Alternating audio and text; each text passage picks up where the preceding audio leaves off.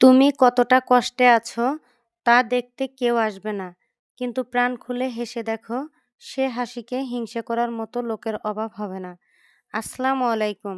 আমার ভাই বোনেরা কেমন আছেন? আশা করি ভালো আছেন। আজকে আমি কি রান্না করব সেটাই আপনাদের সাথে শেয়ার করব। ভাই বোনেরা, আশা করি সম্পূর্ণ ভিডিওটি দেখে পাশে থাকবেন। প্রথমে আমি আলু দিয়ে সিম রান্না করব। সিমগুলো সুন্দর টাটকা ছিল। সিম আলু কেটে ধুয়ে ধনেপাতা দিয়ে সাথে লবণ, হলুদ, কাঁচামরিচ, তেল দিয়ে হাতে মেখে একবারে চুলায় বসিয়ে দিব। তারপর কিছুক্ষণ ঢেকে রেখে বলক উঠলে আরেকবার নেড়েচেড়ে পানি শুকিয়ে আসলে নামিয়ে নিব।